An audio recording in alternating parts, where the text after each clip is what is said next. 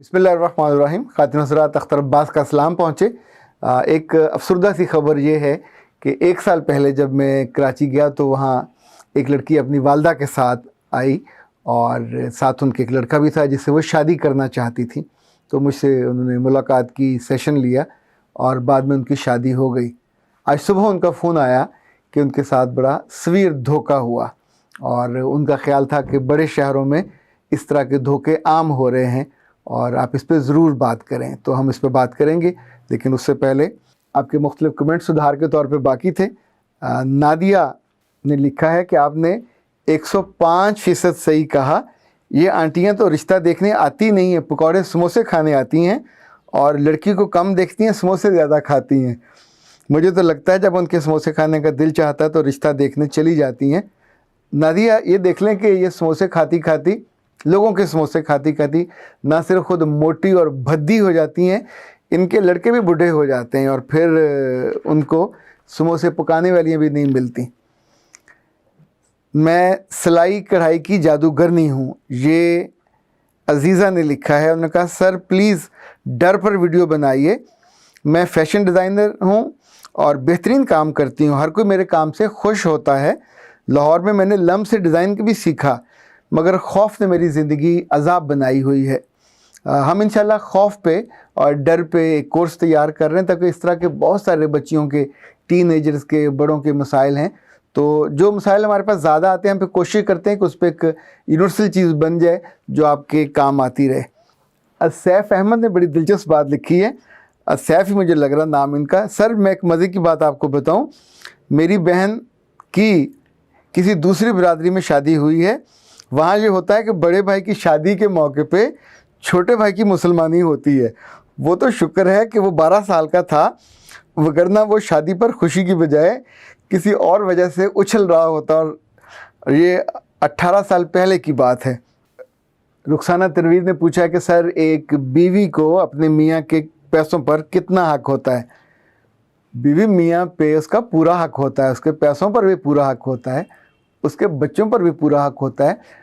पर उस बीवी को सिर्फ ये बात समझनी चाहिए कि इस रिश्ते में हक मांगने से नहीं मिलता। ये नौकरी थोड़ी होती है कि आपको यकम या 2 या 3 को तनख्वाह चाहिए होती है। इस रिश्ते में तो जब मोहब्बत होती है और एतबार होता है तो मियाँ की सारी दौलत भी आप ही की होती है, मियाँ का घर, मियाँ का साजो सामान भी आप ही का होता है और मियाँ के बच्चों को पालते हो, उसकी नस्ल को आगे लेके चलते हो। तो जितने घरों में एतमाद की और एतबार की कमी है, ये मसला वहाँ आता है कि वहाँ शौहर एतबार में उस गैप को फिल नहीं कर पाते। या दूसरी वजह ये होती है कि शौहर मोहब्बत के जो तवाज़न है, तराजू, उसको ठीक नहीं रखते। बहुत सारा उनका पलड़ा अपने माँ बाप की तरफ, बहन भाइयों की तरफ झुका हुआ होता है। ये बेचारी बीवी और बच्चे बिल्कुल यतीमों की तरह गुजारा करते हैं। ये दोनों नाइंसाफ़ी की बातें। आपको अपनी मोहब्बत और उसका इस्तेहकाक और उधर माँ बाप के साथ और बहन भाइयों के साथ बिल्कुल उनके साथ इंसाफ करना चाहिए, इजहार करना चाहिए, उनको देना भी चाहिए। लेकिन उसको देते देते जो असल आपकी ज़िम्मेदारी है, जिस पे आपकी जवाबदेही है, आप उससे अगर मुल्ज़िम से मुजरिम बन जाओगे तो ये तो कोई इंसाफ की बात नहीं है। निघत परवीन ने कहा कि सर लड़कियों की वर्जिनिटी की तो समझ आती है, मगर अगर लड़का कंवारा ना हो तो उसकी 2 साल किसी लड़की से ताल्लुक़ रहा हो तो क्या ऐसे लड़के से निकाह करना चाहिए?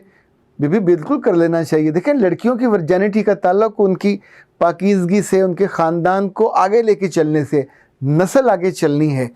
और ये वो इज़्ज़त और अस्मत का तसव्वुर लड़की के साथ इसलिए जुड़ा हुआ है कि सारे ख़ानदान की बुनियाद उस पे है। मर्द के साथ ऐसा मामला नहीं है। मर्द को आप लड़की के पैरामीटर्स पर नहीं माप सकते। ये मापिएगा भी मत, मुश्किल में पड़ जाओगे। ना मुझ पे आप चढ़ाई कर दीजिएगा कि आपने मर्दों की साइड ली है। मर्दों को ट्रीट करने का, मर्दों का पैरामीटर फ़र्क है। औरतों को ट्रीट करने का, औरतों को जांचने का पैरामीटर अलग है। ये दुनिया भर में है, ये ऐसा ही रहना है, इसी के मुताबिक सलूक होना है और इसी के मुताबिक आपकी इज़्ज़त, एहतराम और वक़्त होनी है। तो याद रखिएगा, अपनी इज़्ज़त पे, अपनी अस्मत पे, अपनी वक़्त पे फोकस कीजिए। दूसरे के बारे में क्या होता है उसको रहने दीजिए। वो अगर गलत करते हैं तो रब ने उनके लिए सज़ा रखी है, अगर सही करते हैं तो उनके लिए पाकीज़गी है। अगर वो गलती करते हैं और कोताही करते हैं तो जैसे आपके लिए माफ़ी है उनके लिए भी माफ़ी है।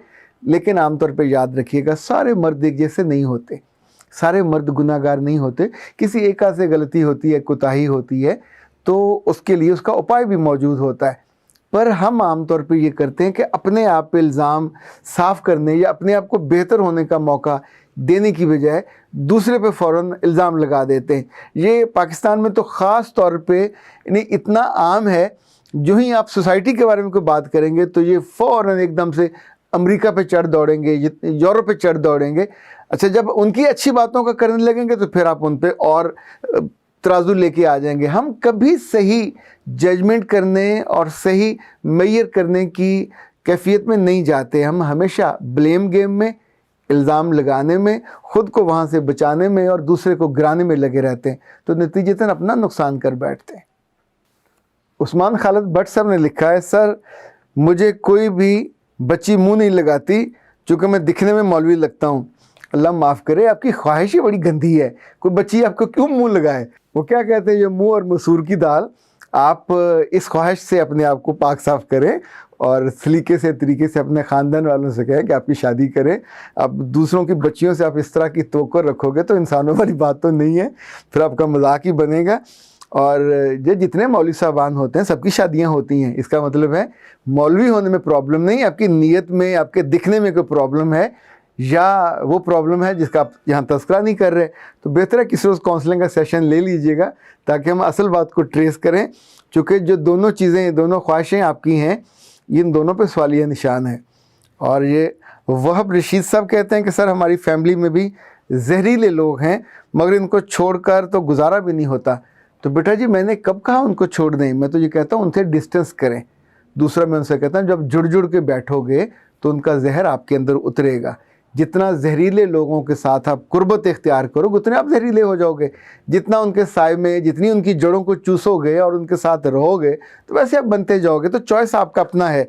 फिर आप रोते रहोगे, अपनी ज़िंदगी की खुशी को ढूंढते रहोगे, तो ज़ाहिर है नुकसान आप ही का होगा।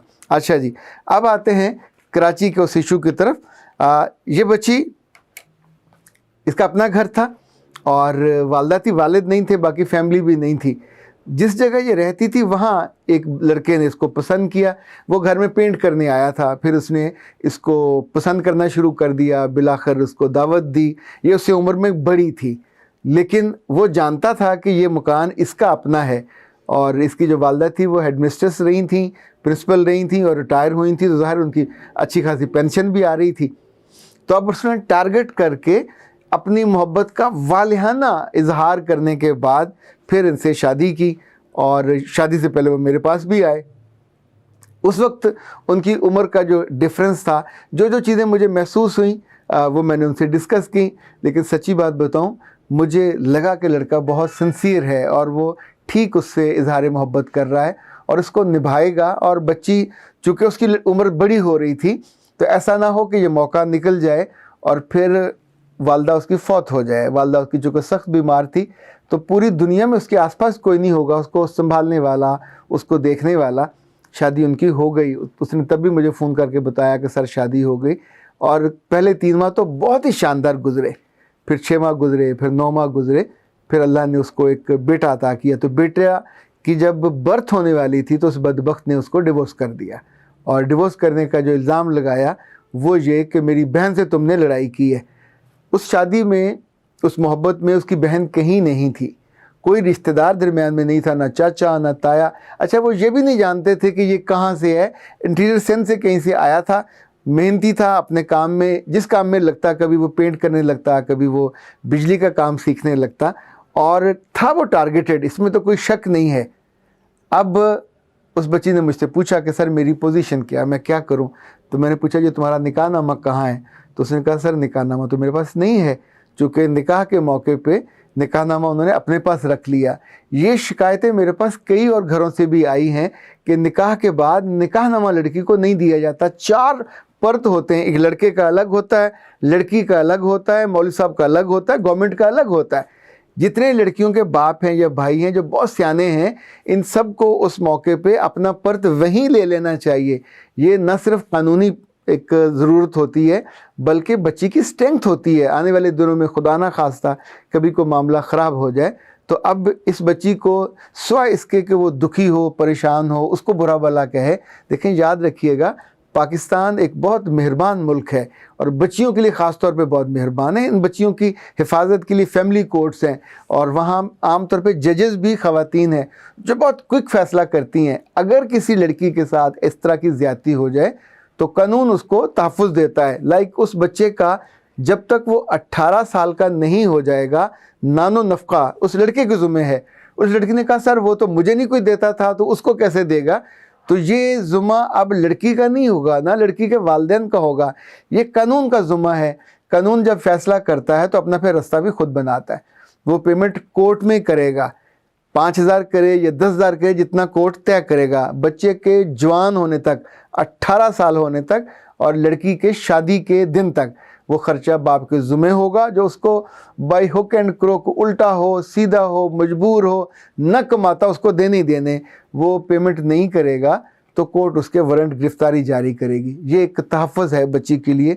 हर वो बच्ची जो मासूमियत में लुट जाती है या किसी की चालाकी से लुट जाती है या किसी की तेज़ी तरारी से लुट जाती है या किसी की ब्लैकमेलिंग से लुटती है, बाद में रोने धोने की बजाय हमेशा अपनी साइड देखें कि आपके लिए सोसाइटी और कानून क्या कर सकता है। याद रखिएगा, इस तरह की चालाकियों में जहां लोग आपकी जायदाद देख के, आपकी तन्हाई देख के, आपकी कमज़ोरी देख के फिर चाहते हैं कि आपसे शादी हो जाए और शादी के बाद मुतालबा फिर ये हो कि जो आपकी जायदाद है ये उनके नाम शिफ्ट हो जाए, तो ये नादानी कभी मत कीजिए। ना मोहब्बत के नाम पे कीजिएगा, ना कभी प्रेशर के नाम पे कीजिएगा।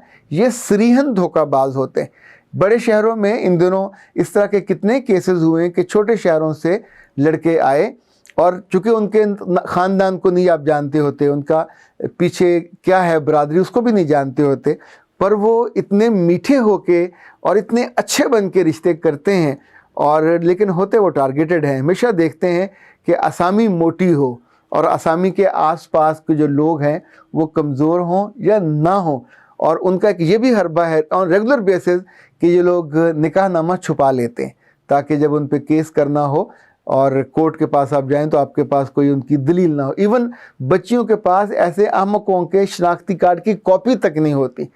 तो ए ख़वातीन हज़रात, अव्वल तो अल्लाह न करे कभी किसी बच्ची के साथ इस तरह का धोखा हो। ये बहुत दुख देने वाली कैफियत होती है कि किसी बहुत ही घटिया, मीन और लालची आदमी से आपका वास्ता पड़ जाए और वो आपकी ज़िंदगी की खुशी और जायदाद और कमाई उसको अपने नाम कराना चाहे, और ना हो सके तो फिर आपको इल्ज़ाम लगा के फ़ारग ख़ती दे दे, डिवोर्स कर दे। एक बात और याद रखिएगा, प्रेगनेंसी के दौरान डिवोर्स नहीं होती, बेबी की बर्थ से पहले डिवोर्स नहीं होती।